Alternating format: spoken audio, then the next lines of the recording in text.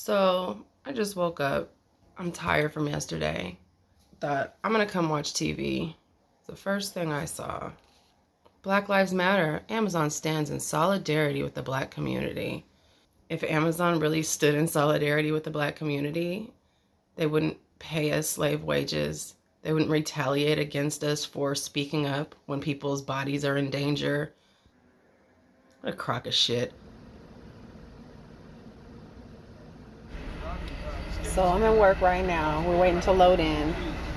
It's gonna be hot as balls today, so that won't be fun because you gotta wear a mask and they don't slow down your route, and it doesn't matter if it's 159 degrees outside, they act like you're a machine and you still gotta get your route done in the same pace. And they don't care if you can't breathe or not, you still gotta just keep going, black girl. Who gives a shit if you can breathe? I'm getting tested for COVID-19 after working at FedEx Ground. I developed a cough. Not even 2 days later, people weren't being social distanced. People were not being obligated to wear masks and still aren't. My job in the warehouse is what's called a belt type. So everything that's really heavy, I'll get a whole trailer full of semi-truck tires or a whole trailer full of those really big family-sized purple mattresses. It's a non-essential item. We should not be shipping those. We sent this petition out when the COVID outbreak first happened. We knew that 2 workers had contracted the virus within our facility in Central Ohio. It employs 1,600 workers. Now, I'm 100% sure it's more than 2. Dear FedEx, FedEx Ground is not taking COVID-19 seriously since it first became a public health issue. Due to FedEx's constant demand for productivity and profit, workers are now contracting a virus that could have been prevented. I feel like I'm being pulled in so many different directions right now. Just people of color more likely to catch COVID. We're more exposed. We're essential workers. We have to go out. We have to bring it back home to our families. We have to bring it back home to our communities. There's a lot of anxiety. I've gotten involved in a lot of different groups that work towards us employees having a say, engaging with my coworkers and keeping them aware of what we can do.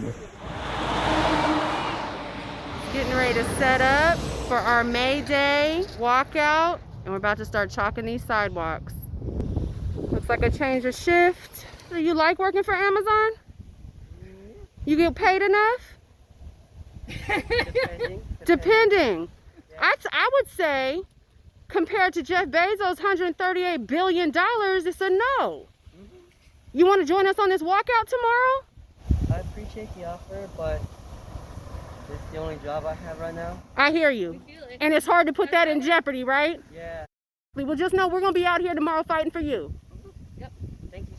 Everybody's scared because the bay costs $10 million a square foot to live.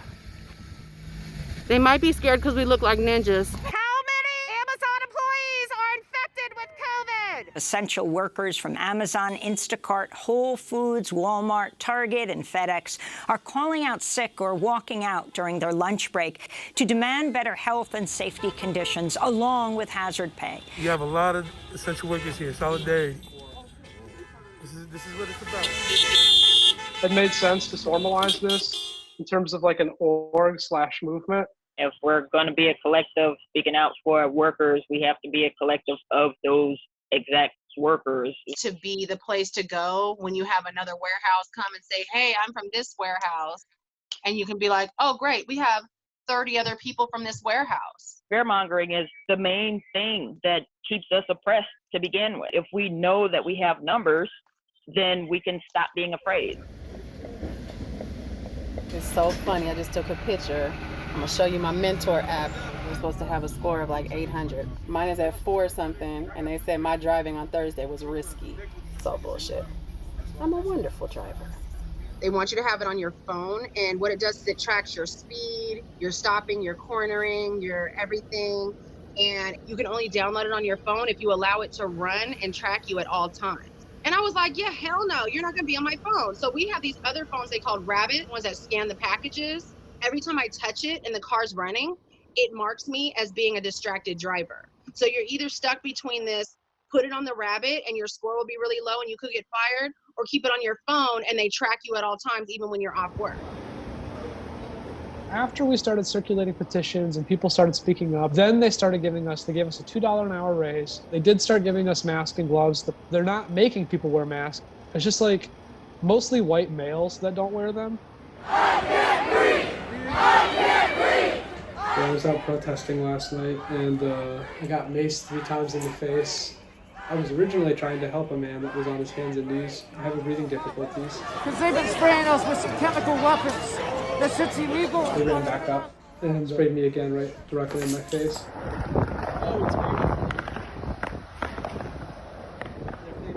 The struggles surrounding the death of POC in our country is definitely interconnected to our struggle in the workplace and what we go through at FedEx and Amazon. You know, they're all different, but they're all forms of exploitation.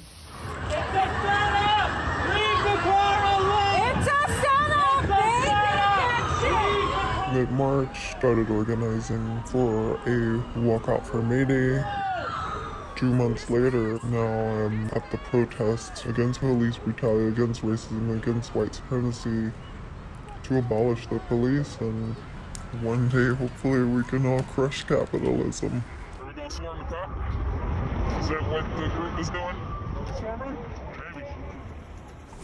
I wake up and an important message from Dave Clark, SVP Operations. We want to show our appreciation with a special one-time thank you bonus.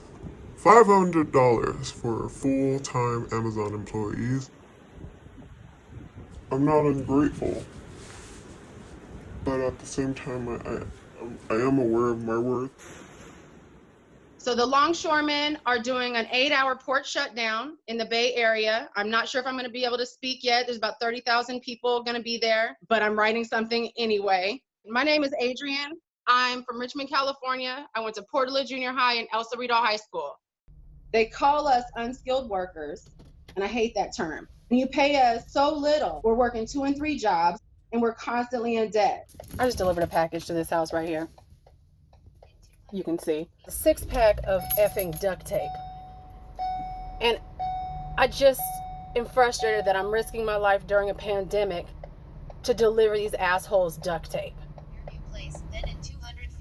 When $100,000 a year is considered low income in the Bay Area, I call bullshit on the $15 an hour wage. So, it's so hot today. I still have 85 more stops to do.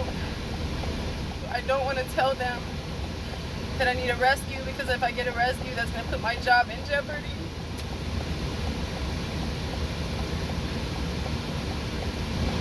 I just want to go home.